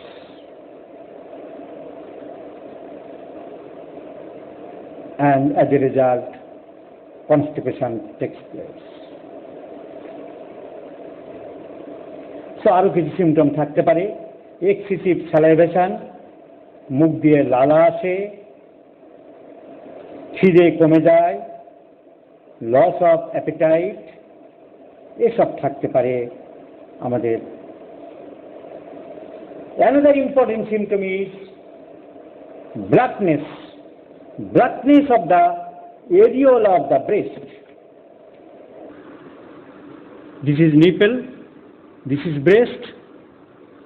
নিপেলের চারিদিকটায় কালো স্পট হয়ে যায়। আগে যেটা কুমারী মেয়েদের, ভার্জিন মেয়েদের গোলাপি রঙের থাকে, Pinki colour, it converts into the black colour. So black discolouration surrounding the areola. So blood discoloration, that is called pigmentation of the areola. এবং ব্রেস্টের নিপেলের চারিদিকে ভালো করে দেখলে দেখা যাবে যে ছোট ছোট, কোন দিকে গেল, ছোট ছোট টিউবারকেল মতন আছে নিপেলের চারিদিকটায় ছোট ছোট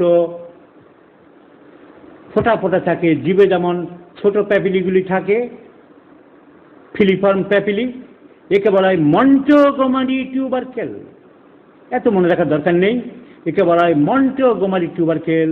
along the Montgomery tubercle this area becomes dark and black. The virgin lady which is pink in colour, গোলাপি রঙের থাকে, that completely comes into the blackish or dark colour. So this is another important symptoms of. So pigmentation of the breast. Breast not only enlarges, not only there is heaviness sensation, but there is pigmentation. There is pigmentation. These are the early symptoms of pregnancy. কে একজন প্রশ্ন করেছিল যে ইমপ্লান্টেশনে, আমি তখন এটা দেখেছিলাম, আমি উত্তর দিতে ভুলে যাই। আসলে এই পড়ানো মাঝখানে প্রশ্ন করলে উত্তর দিতে খেয়াল থাকে না। একজন প্রশ্ন করছিল অ্যাম্পুরা থেকে ব্লাস্টোসিস্ট জ্বরের মধ্যে ঢুকে ইমপ্লান্টেশন হতে কদিন লাগে? ইট টেকস অ্যাবাউট রাফলি 4 days. It takes roughly about 4 days to come into the uterus. Now these are the symptoms. কি বললাম? heaviness, tingling, sensation of the breast become heavy, ভার, বুকগুলো খুব ভার লাগছে ডাক্তারবাবু, ফ্রিকোয়েন্সি অফ ইউরিনেশন, বারবার প্রস্রাবের বেগ, ব্রেস্টের চারিদিকে, সেটা রোগী নিজেরা দেখবে বা তার হাজব্যান্ডকে দেখতে বলবে যে কালো স্পট দেখা যাচ্ছে, এত দেখা লাগে না এখন, এখন তো এইসব এখন আর লাগে না, সিস্টেম এখন চেঞ্জ হয়ে গেছে, এখন তো 50 টাকা দিয়ে টেস্ট করলেই জানা যায়। কিন্তু এগুলো জেনে রাখতে হয়, বিশেষ করে সবসময় টেস্ট না করেও যদি জিজ্ঞাসা করে বলতে হবে বারবার প্রস্রাবের বেগ, ব্রেস্টগুলো ভার, মাসিক বন্ধ হয়ে গেছে।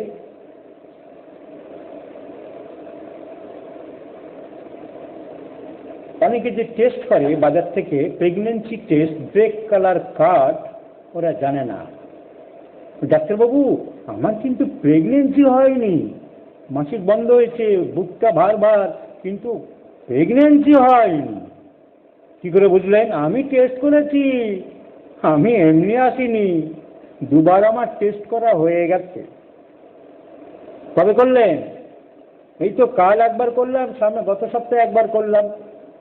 45 দিনের আগে টেস্টে যথাযথ রেজাল্ট আসে না, কারণ HCG, হিউম্যানো কোরিয়ানো gonadotrophic hormone, which secretes from the placenta, generally appears, comes, exits after 45 days of the first day of the last menstrual cycle.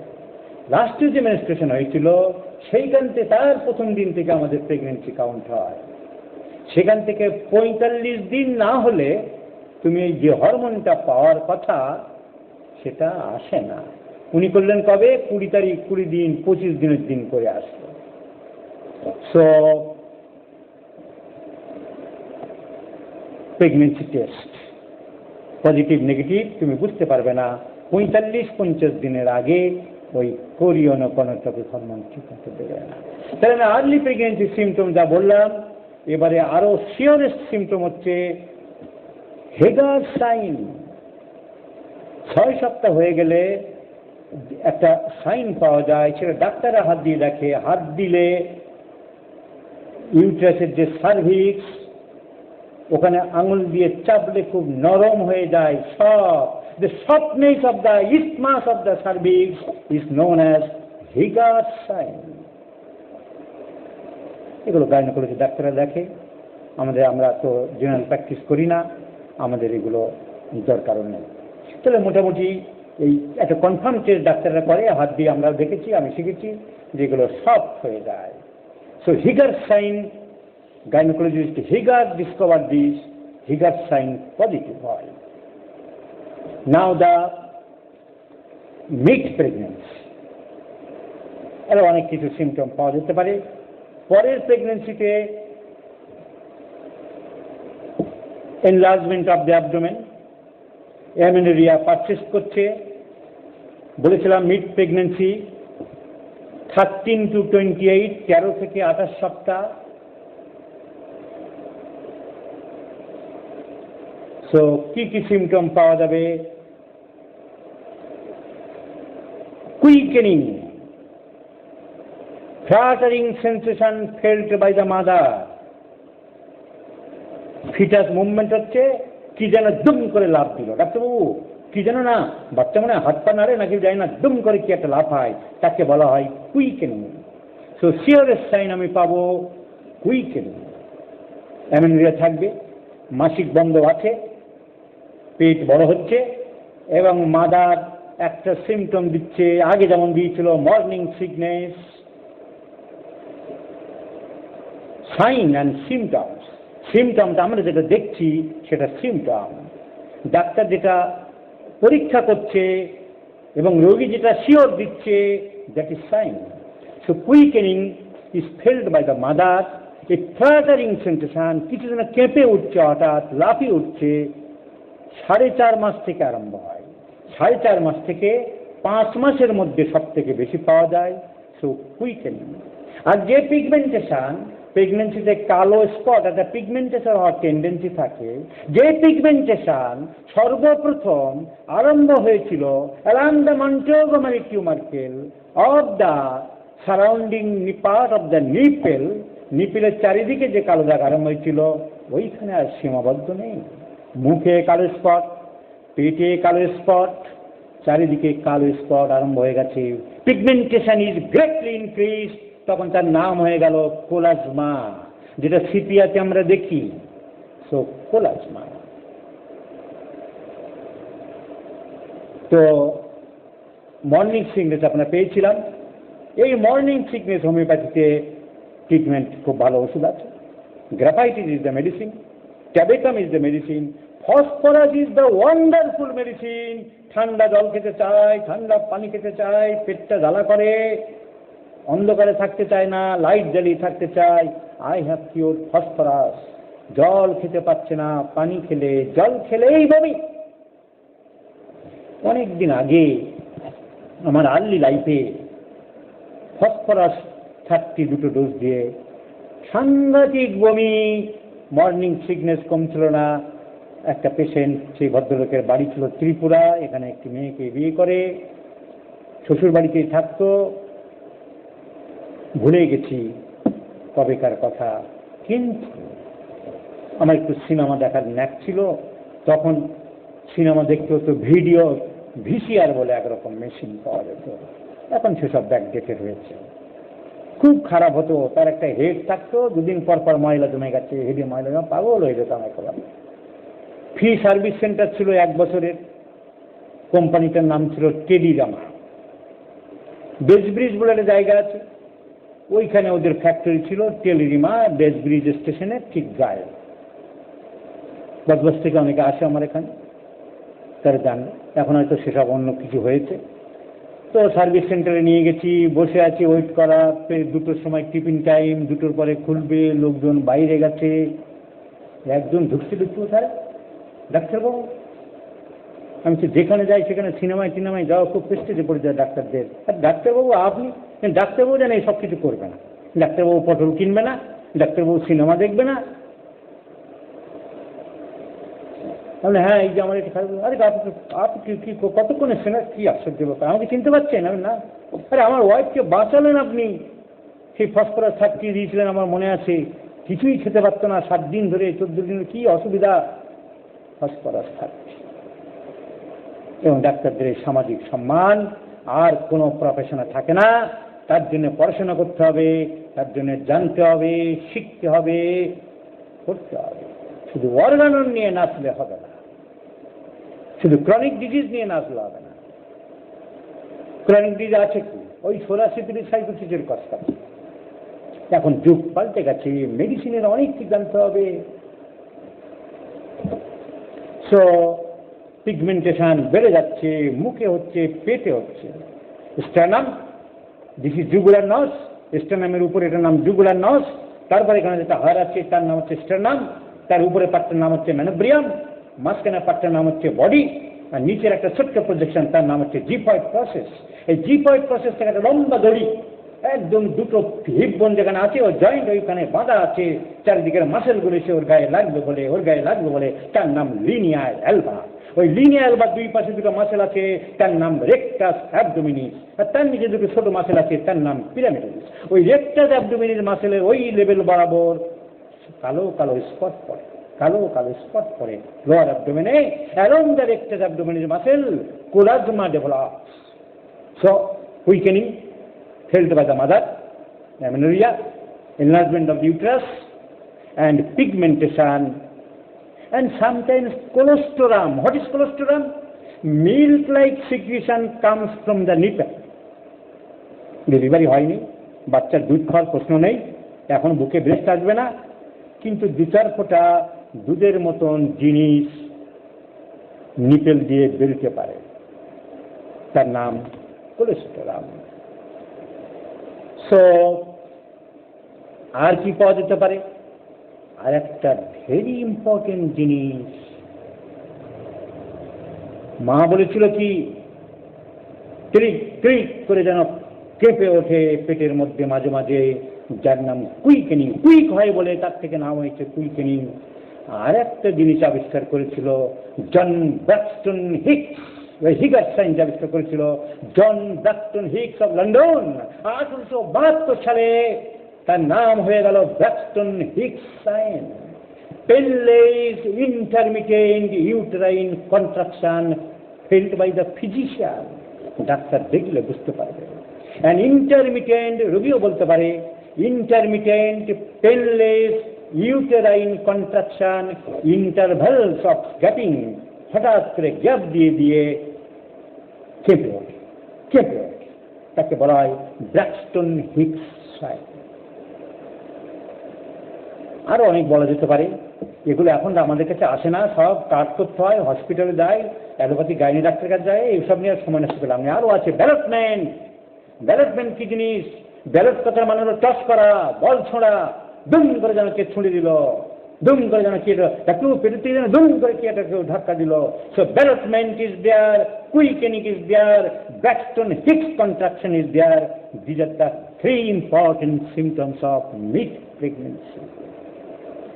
Now late pregnancy ওই অ্যামিনিরা থাকবে, এই সবগুলো কমে গেছে, ব্র্যাক্সটন হিক্স কন্ট্রাকশন কমে গেছে, কুইকেনিং কমে গেছে, বাচ্চা বড় হয়ে গেছে, কিন্তু মায়ের অন্য কিছু সিমটম দেখা দেবে।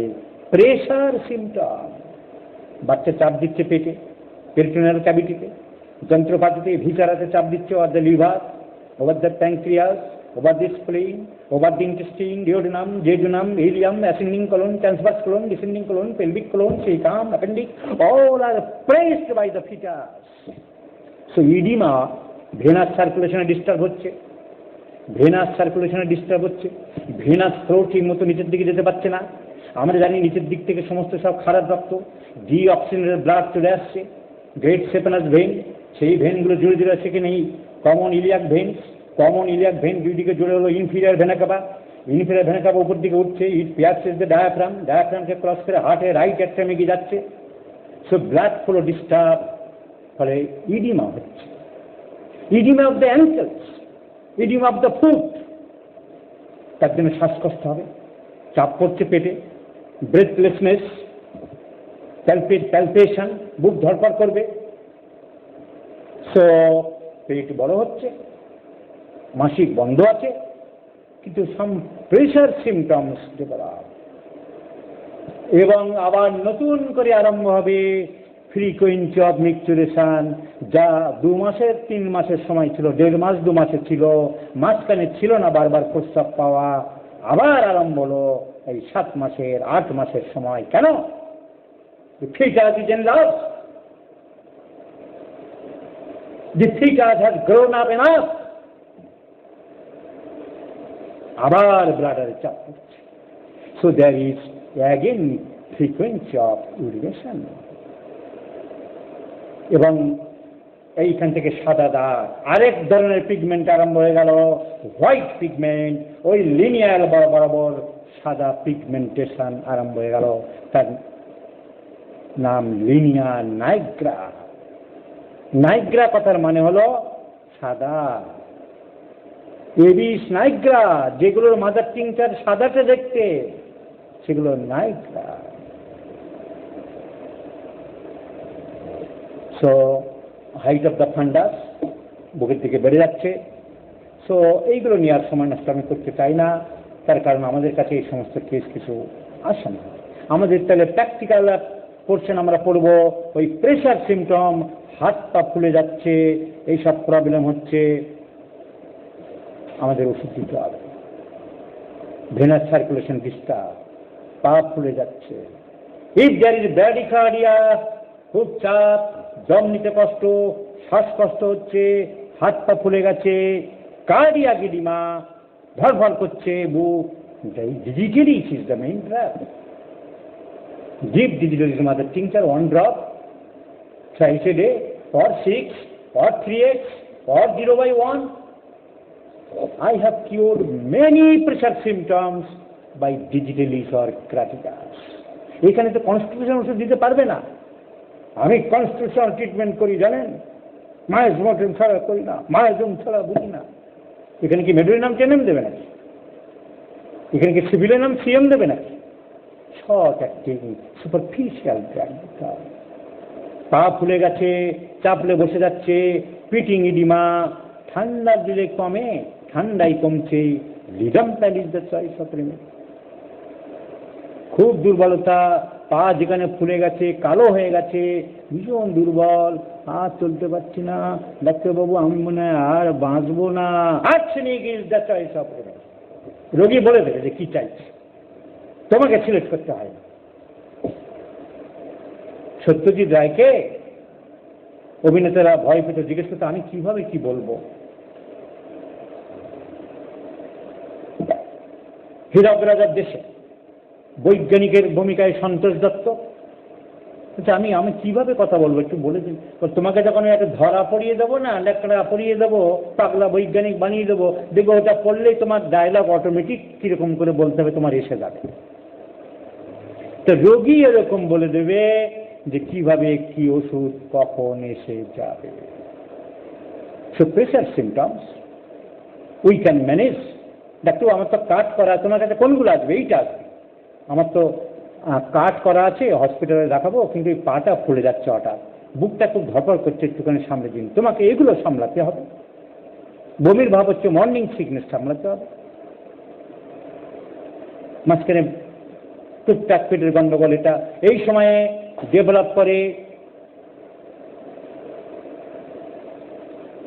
আরেকটা ডিজিজ, ভেনাস থ্রম্বোসিস। ওই সার্কুলেশন ফ্লো ডিস্টার্ব হয়, অ্যাসিড ফ্লো 50 মিনিট মানে স্কুলে দিতে পারে। সিমটম গরম, বড্ড গরম লাগছে, বারবার চান করতে চাইছে, টক ঝাল খেতে ইচ্ছে করছে, কিচ্ছু খেতে বলছে আমাকে একটু কষিয়ে রসিয়ে তেল দিয়ে ভেজে দে না, অন্য কিছু ভালো লাগছে না। Uric acid is the choice of the. হাত পা ঠান্ডা হয়ে যাচ্ছে, ভেনাস এস্টিসিস, পা হাত দেওয়া যাচ্ছে না, বরফের মতো ঠান্ডা, পেটে খুব গ্যাস হচ্ছে, হৌ হৌ করে ঢেকে তুলছে। Carbohydrate the remedy.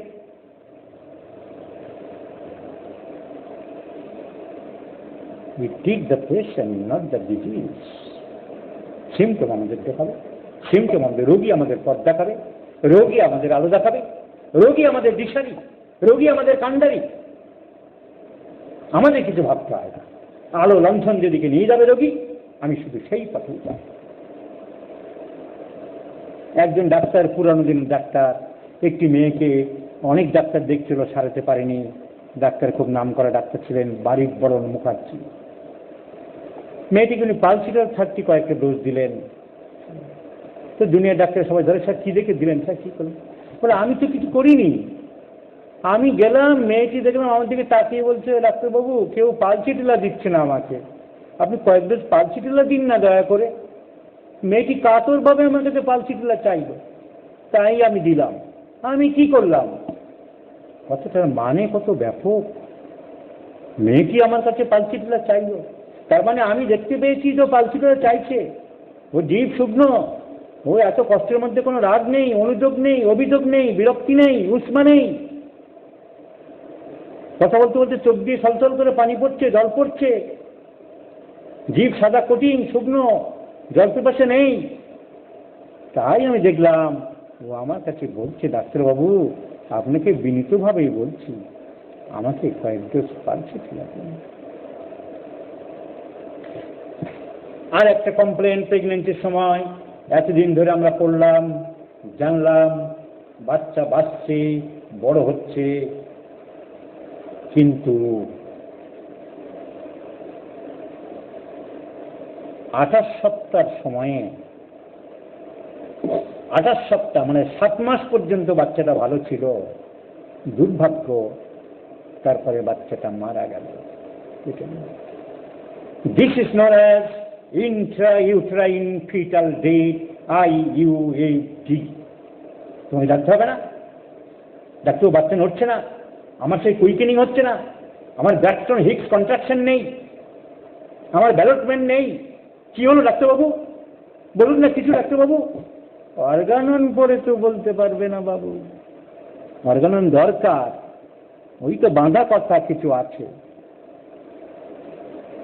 তোমার বাচ্চা মারা গেছে মা, আমি বলতে পারছি না, due to lack of knowledge. কি করে জানবো? প্লাসেন্টাল ইনসাফিসিয়েন্সি ছিল, প্রি এক্লাম্পসিয়া রোগে ভুগছিল, হাইপার টেনশন ছিল, তার ব্লাড প্রেশার চেক করেনি, আমাকে দায়িত্ব দিয়েছিল, বলেছিল আমি হসপিটালে যাব না, নর্মাল ডেলিভারি করব। আমি বুক করে বলেছিলাম, হ্যাঁ অনেক বাংলা বই পড়েছি, আমি নরেন ব্যানার্জি পড়েছি, আমি অতুল দত্ত পড়েছি, আমি তোমার ডেলিভারি করিয়ে দেবো। আমি ব্লাড প্রেশার দেখতে জানি না, আমি কোনোদিন ব্লাড প্রেশার দেখিনি। ব্লাড প্রেশারকে একটা হচ্ছে এসেন্সিয়াল হাইপার টেনশন আর বেনাইন হাইপার টেনশন, আরেকটা ম্যালিগন্যান্ট হাইপার টেনশন, তা আমি জানি না। প্রেশার বেড়ে গেছে, অনেক বেড়ে গেছে, ডিস্ট্রেস হয়েছে, সে chronic hypertension ultimately leads to chronic nephritis, and chronic nephritis ultimately leads to preeclampsia. বাচ্চাটা মারা গেল। There is no cessation of fetal movement. ফিটের আর কোনো মুভমেন্ট নেই। এই darky brown discharge comes from per vagina, vagina দিয়ে দুর্গন্ধযুক্ত স্রাব বেরোচ্ছে, এবং height of the fundus in the corresponding with the weeks of the amenorrhoea, যে লেভেলে পাওয়ার কথা লেভেল থাকে 28 সপ্তাহ এই পর্যন্ত, 32 সপ্তাহে সে লেভেলে পাচ্ছি না। No foetal heart sound, the child has been attacked by the black hands of the cruel dead, and you will be the culprit. তুমি তার প্রেশার দেখো,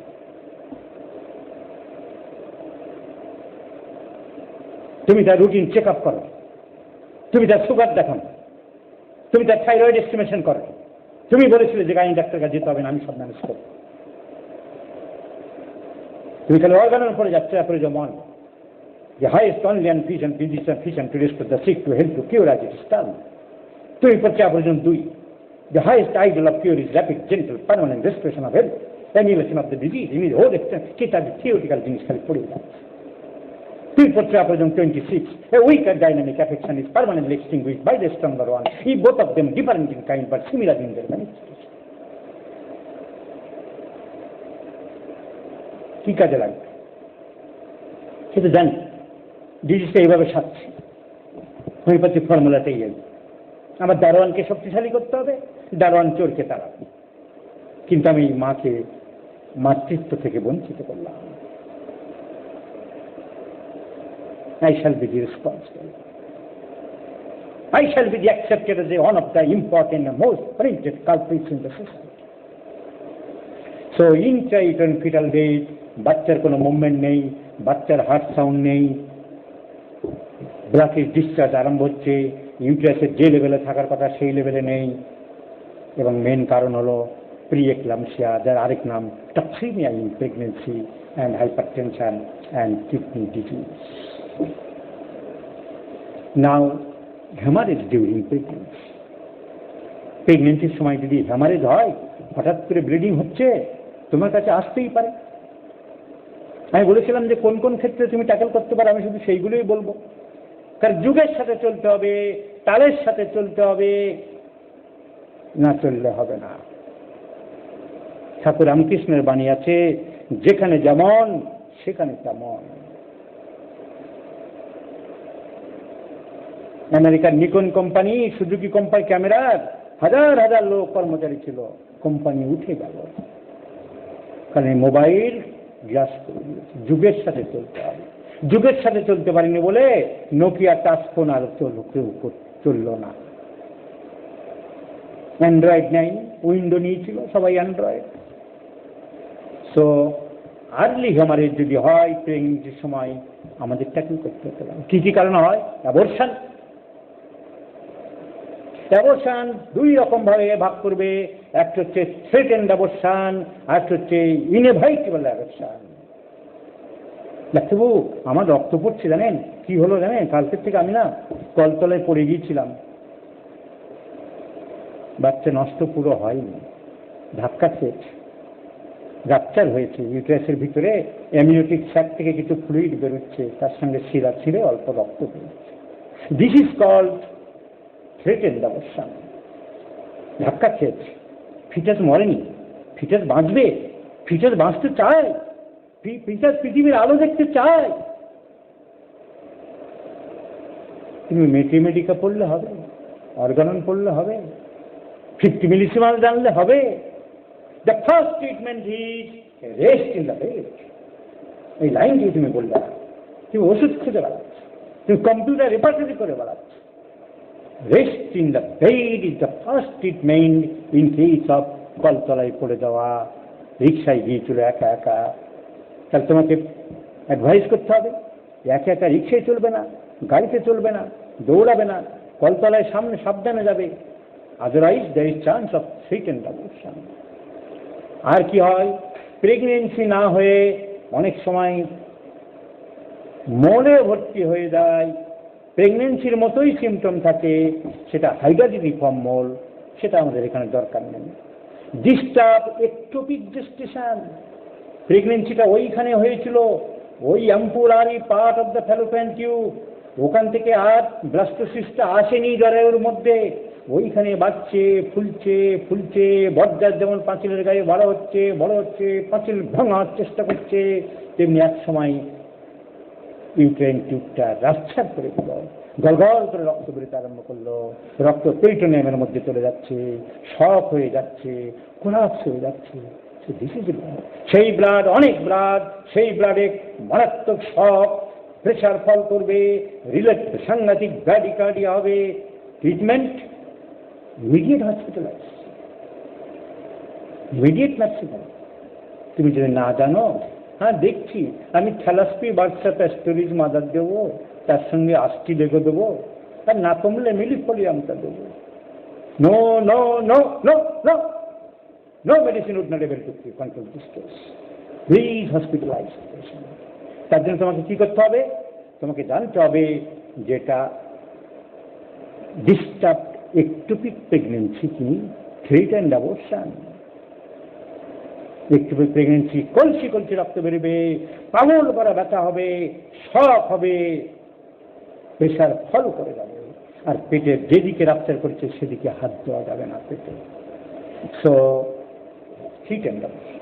আর এক ধরনের অবস্থান হচ্ছে ইনএভাইটেবল অ্যাবর্শন, অপরিহার্য। একেবারে টুকরো ডাক্তারবাবু পড়ে গেছিলাম কলতলায়, এইরকম একটা বড় টুকরো বেরিয়ে গেছে, জানেন ওইরকম হাতটা মতন যেন দেখলাম, কি হলো ডাক্তারবাবু, ফিটাস বেরিয়ে গেছে, ভেঙে গেছে, রক্ত বন্ধ হচ্ছে না। This is called inevitable abortion. এখানে তোমার অ্যাডভাইস কি, এখানে কোনো ওষুধ নয়, immediately hospitalise for DNE. You are unlucky, তোমার লাক ফেভার করেনি, তোমার বাচ্চা নষ্ট হয়ে গেছে, তোমাকে গিয়ে আবার পরিষ্কার করাতে হবে। তাহলে যদি থ্রিটেন্ড অ্যাবর্শন হয়, ধাক্কা খেয়েছে, একটু রক্ত পড়ছে, উই হ্যাভ এনাফ স্কোপ। আঘাতপ্রাপ্ত হলে the first medicine is arnica. Arnica, arnica montana has a wonderful action over the extravasation of blood. And first treatment ওষুধের থেকে বেশি ইম্পর্টেন্ট কি বলেছি, কমপ্লিট রেস্ট ইন বেড। পায়ের নিচে একটা বালিশ দাও, টোটালি রেস্ট। ব্লিডিং ইভেন বন্ধ হয়ে গেলেও আরো 3-4 দিন 5 দিন পুরো রেস্টে থাকতে হবে। সো ব্লিডিং হতে পারে, আর্লি প্রেগনেন্সিতে ব্লিডিং হতে পারে, বেশিরভাগ কারণে হয় threatened abortion or inevitable abortion or ectopic pregnancy rupture. তিনটে ডিফারেন্স আমি কি বলে দিলাম। থ্রিটেন্ড অ্যাবর্শন হলে আমরা রেস্ট এবং হোমিওপ্যাথিক মেডিসিন। লাল ব্লাড বেরোচ্ছে প্রচুর পরিমাণ, ডাক্তার ব্লাডটা বড্ড বেরোচ্ছে, লাল আর বমির ভাব, গা গুলাচ্ছে। আমার তো গা গুলানো এখন আর ছিল না, প্রচন্ড গা গুলাচ্ছে, জিভটা দেখি clean tongue. Ipecac is the choice of remedy. Clean tongue, constant nausea and bright red blood.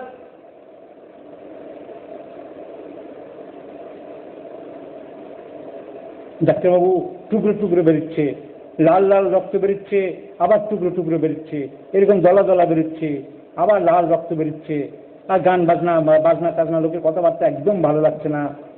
সবাই নাই তো রেমেডি। পেটে ব্যথা হচ্ছে, পিছন দিক থেকে সামনের দিকে ব্যথা আসছে, পিছন দিকে বেশি ব্যথা, তারপরে সামনের দিকে ডাক্তারবাবু। Pain from sacrum to pubis, throw bright red, throw partly fluid, partly clotted. Sabina may be choice of remedy. Noise aggravates, sound aggravates, music aggravates. So In every case, we have entered into the new world. আর এক ধরনের haemorrhage হতে পারে, তাকে বলা হয় অ্যান্টিপার্টাম haemorrhage, যা কিনা 7 মাসের পরে গিয়ে হয়।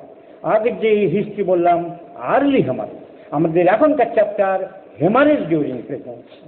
আর্লি হেমারেজ হতে পারে due to threatened abortion, due to inevitable abortion. আর একটা হেমারেজ 7 মাসের পরে গিয়ে ব্লিডিং হচ্ছে, সেটার কারণ একটাই, প্লাসেন্টা রাপচার হয়ে গেছে। কারণ প্লাসেন্টা ঠিক মতন মাঝখানে বাসা বাঁধতে পারেনি, ঠিক মতো মাঝখানে গোটা কখন হয় পিছন দিকে একটু গেছে, লেগে গেছে পিছনের দেয়ালে, ইউটারাসের পিছনের দেয়ালে লেগেছিল, যাকে বলা হয় প্লাসেন্টা প্লাসেন্টা, কিংবা সামনের দিকে লেগেছিল, যাকে বলা হয় প্লাসেন্টা প্রিভিয়া। এইসব দরকার নেই নাম মনে রাখার। মোট কথা প্লাসেন্টা ডিটাচ হয়ে গেছে, প্লাসেন্টা ঠিক মতো লাগেনি, তার জন্য ব্লাড বেরোতে পারে, তাকে বলা হয় অ্যান্টিপার্টাম। এক কারণ হতে পারে placenta is implanted partially on the lower uterine segment, তাকে বলা হয় প্লাসেন্টা প্রিভিয়া। মোট কথা প্লাসেন্টার গন্ডগোলের জন্য আমাদের অ্যান্টিপার্টাম হেমারেজ হতে পারে। এর আরেক নাম হচ্ছে accidental haemorrhage, not due to accident. এখানে আমাদের ওষুধ দিতে হবে এরকম টকটকে লাল রক্ত, ওই পিকা করতে পারে, কোনো সিমটম পাচ্ছি না, সামান্য কোনো ব্যথা নেই, পেনলেস ব্লিডিং, মিলিফোলিয়া মাদার, খুব রক্ত বেরোচ্ছে, গড় করে লাল রক্ত। Erigeron is one of the important medicine, erigeron. So there are hemorrhage in the early part of the pregnancy and the late part of the pregnancy. Late part of hemorrhage is due to detachment of the placenta, which is known as antepartum hemorrhage, APH. প্রেগনেন্সির সময় আরো সমস্যা আসতে পারে কি, toxaemia of pregnancy, যার আরেক নাম হচ্ছে প্রিএক্লাম্পসিয়া। ওই ব্লাড প্রেশার বেশি, ক্রনিক হাইপারটেনশন, তার থেকে কিডনি খারাপ হয়ে গেছে, তার জন্য হাত পা ফুলে গেছে, তাকে বলা হয় টক্সিমিয়া অফ প্রেগনেন্সি। এখানে আমরা ট্রিটমেন্ট করতে পারি, ব্লাড প্রেশার চেক করতে হবে, ইমিডিয়েটলি ব্লাড প্রেশার কন্ট্রোল করতে হবে, করে আমরা এই টক্সিমিয়াকে প্রেগনেন্সি কন্ট্রোল করতে পারি। নাও লিভার, লিভার সময় চলে এসছে। নর্মাল লিভার যদি কেউ করাতে চায় করতে পারে। ভার্টেক্স প্রেজেন্টেশন যদি থাকে, normally vertex presentation, normal liver কেউ করাতে পারে। তার অনেক ওষুধ আছে, নর্মাল লিভারের মেকানিজম আছে, সেগুলো সব এগুলো আমাদের এত জানার দরকার নেই। কিভাবে নর্মালিজম হয়? নর্মাল লিভারের প্রথমে হয় engagement, defend and flexion, internal rotation, extension of the head, restitution, external rotation, এইরকম ঘুরে মাথাটা উপর থেকে আস্তে করে নিচের দিকে চলে আসবে, ল্যাটারাল ফ্লেকশন, অ্যান্ড এইভাবে চলে আসবে। নর্মাল লিভারের যদি ইঞ্জুরি হয়, খুব tight, the best medicine for normal লিভার, কিছুতেই লিভার আসছে না, পেন হচ্ছে, আওয়াজ হচ্ছে না, ওয়াশ ইজ ভেরি টাইট, কি one strongest medicine in homeopathy is ফলোফাইলাম।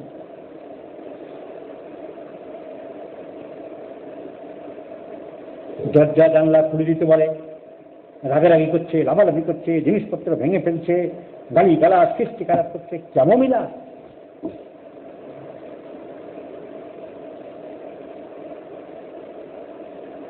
খুব নার্ভাস, কাঁপুনি হচ্ছে, শীত করছে, আমি কি করবো, আমি বাঁচবো, হাত পা কাঁপছে, জিভ কাঁপছে, জেলটিমিয়াম। সো নর্মাল লিভার এইসব আজকাল কেউ করে না, যদি কেউ করে তাও বললাম নাও ডেলিভারি হয়ে গেল বাচ্চার মাথার এখানটা কিন্তু বড় থাকে, দ্যাট ইজ নর্মাল, তাকে বলা হয় moulding of the head, moulding of the head. তো নর্মাল লিভার আমরা ডিটেলস আর কিছু বলবো না, অ্যাবনর্মাল লিভার আমাদের চ্যাপ্টার ছিল, সেগুলো বললাম না। আমরা এবারে ধরে নিই বাচ্চা ডেলিভারি হয়ে গেছে, আমি 1 ঘন্টায় সব চ্যাপ্টার শেষ করে দিচ্ছি। হোমিওপ্যাথি ডাক্তারের যেটুকু দরকার, যেটুকু বোঝার ব্যাপার। টুইন প্রেগনেন্সি হতে পারে, দুটো বাচ্চা যখনই হবে সেম সেক্স হবে, এটা জেনে রেখে দিও, একই সেক্স হবে, ছেলে হলে ছেলে, মেয়ে হলে মেয়ে। And blood group will be the same, blood গ্রুপও তাদের সেম। বাচ্চা যখন জন্মালো, আমাদের ভারত, পাকিস্তান, ইন্ডিয়া এই উপমহাদেশের ওজন সাধারণত 2.5 কেজি থেকে 3 কেজি নরমাল। 2.5 কেজির কমে হলে আন্ডারওয়েট। এবং এই নবজাতক শিশুর বাচ্চার মাথার মাঝখানটায় উঁচু থাকে, তাকে বলা হয় ক্যাপিউট সাকসিডিনামা। মনে থাকবে না, ক্যাপিউট সাকসিডিনাম। ক্যাপিউট সাকসিডিনাম চিন্তা করার কিছু নেই, এরকম থাকে, কয়েকদিন পরে ঠিক হয়ে যায়। The first symptom of the newborn baby is crying. যেই মাত্র কাঁদলো বুঝতে হবে বাচ্চা অক্সিজেন ঠিক মতো নিতে পারে। And the newborn baby often passes urine immediate after delivery. Delivery করা হওয়ার পরেই সঙ্গে সঙ্গে প্রস্রাব করে। অনেক সময় বাচ্চা প্রস্রাব করে না, একটু দেরি করে। একদিন পুরো প্রস্রাব করল না, এর কারণটা কি জানেন? Due to anxiety of the mother. Delivery হওয়ার আগে যে মায়ের যতই যে মেন্টাল কি রিলেটেড, যত বেশি অ্যাংজাইটির মধ্যে ছিল, ডেলিভারি হবে কিনা, আমি বাঁচবো কিনা, ঠিক মতো বাচ্চাটা বেরোবে কিনা, যে মায়ের যত অ্যাংজাইটি ছিল সেই বাচ্চার অ্যানিউরিয়া ডেভেলপ করে। ওষুধ যদি ব্রেস্ট মিল্ক খায় মাকে দিতে হবে অ্যাপোনাইট থাকবে, as because it caused due to anxiety.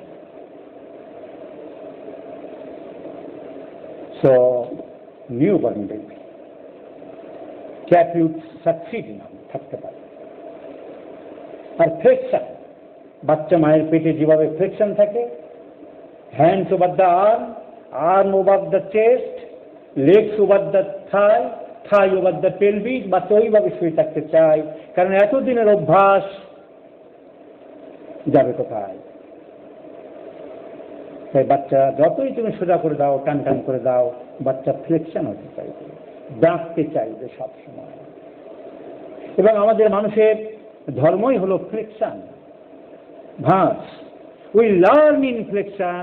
তাই আমরা বলি যে জন্মানোর সময় মায়ের পেটে থাকি ফ্লেকশন পুজো হয়ে, তাই আর জন্য মরার সময় মানুষ কুকুরে এরকম হয়ে যায়, ছোট্ট 6 ফুটের মানুষ 4 ফুট হয়ে যায়, সব ফ্লেকশন হয়ে যায়।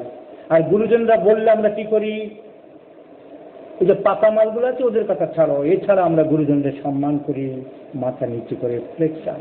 তাই ইংরেজিটার কথা আছে, we born in flexion, we learn in flexion, we die in flexion. We born in flexion, ওই ভাঁজের মধ্যে দিয়ে আমরা জন্ম। উই ডাই ইন ফ্লেকশন, ওই ভাঁজের মধ্যে দিয়ে আমরা মরি। এবং আমরা কাউকে গুরুজনের কাছে শিখতে গেলে we learn in flexion. So নিউবর্নের টেম্পারেচার অনেক সময় একটু ফল করে, সেসব নিয়ে আমাদের কোনো চিন্তা করার খুব একটা দরকার হয় না। উচ্চতা নর্মাল হাইট আমাদের এই এলাকায় 20 ইঞ্চি, ওজন 2.5 কেজি থেকে 3 কেজি। কারণ নতুন বাচ্চা হওয়ার পরে তোমাকে ডাকতে পারে, তোমার এইগুলো জানতে হবে। মোটামুটি লোকের ধারণা যে বাচ্চাদের পক্ষে হোমিওপ্যাথি বলে এই মুহূর্তে অ্যালোপ্যাথি কিছু করবো না। মেডিসিন বেশিরভাগ ক্ষেত্রে কমপ্লেন দিতে হবে। ব্রেস্ট ফিডিং যদি হয় তাহলে মায়ের ব্রেস্ট মিল্কের মধ্যে দিয়ে বাচ্চার কাজ করে। 24 ঘন্টার মধ্যে বাচ্চার প্রস্রাব সাধারণত 2 আউন্স হয়। কট সাধারণত শুকিয়ে যায়, জল কমে যায়, এবং 24 ঘন্টার মধ্যে কর্ড শুকাতে আরম্ভ করে। যখন এগুলো না হতে থাকবে তখনই ডিলে সিমটম ভাবতে হবে। Crying of the baby due to hunger, যখন 3-4 ঘন্টা পর পর কাঁদবে বুঝতে হবে বাচ্চার খিদে পেয়েছে। তো বাচ্চা সম্বন্ধে আলাদা করে আমরা যখন আলোচনা করব তখন বলবো, এখন নিউবর্ন সম্বন্ধে আমরা আর কিছু খুব একটা বলবো না। প্রিম্যাচিওর বেবি সম্বন্ধে একটি বলি, যে 7 মাসের বাচ্চা যখন জন্মেছে, 8 মাসে প্রিম্যাচিওর বাচ্চাকে আমাদের কিভাবে ম্যানেজ করতে হয়, বাড়িতে আনার পরে হসপিটালে বা নার্সিংহোমে থাকলে তো আমাদের কিছু করার নেই। The baby is placed in the head down position, মাথাটা নিচের দিকে রাখতে হয়, বালিশ ছাড়া শুতে দিতে হয়। ইনকিউবেটরে দেয় হসপিটালে বা নার্সিংহোমে। When incubator is not available, the cot is kept in a room which is warm, সাধারণত গরম বা টেম্পারেচার ঘরে বাচ্চাকে রাখতে হয়, ইনফেকশন যাতে না হয় সেদিকে দেখতে হয়। ব্রেস্ট মিল্ক যদি মায়ের থাকে sufficient, breast milk is the main food of the choice. আমরা সবসময় ব্রেস্ট মিল্ককে এনকারেজ করতে বলব। সো দিস ইজ অ্যাবাউট বাচ্চার জন্ম থেকে ডেলিভারি পর্যন্ত আমরা এগুলো জানি। জন্ডিস, একজন প্রশ্ন করছে জন্ডিস, এই সময় বাচ্চাদের নিউবর্নদের অনেক সময় জন্ডিস দেখা দিতে পারে। তো জন্ডিস দেখা দিতে পারে, there is excess of bilirubin in the liver, makes excretes in the blood, এমনকি 12 মিলিগ্রাম পর্যন্ত হিমোগ্লোবিন বাড়তে পারে,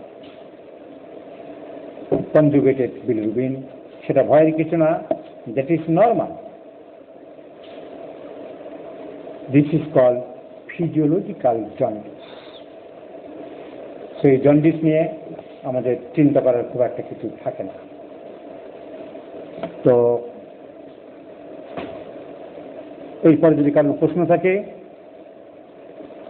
সব কিছু সবসময় মনে থাকে না, টোটাল একটা বই যেটুকু হোমিওপ্যাথি ডাক্তারদের জন্য দরকার সেটুকু জিস্ট করে আলোচনা করলাম।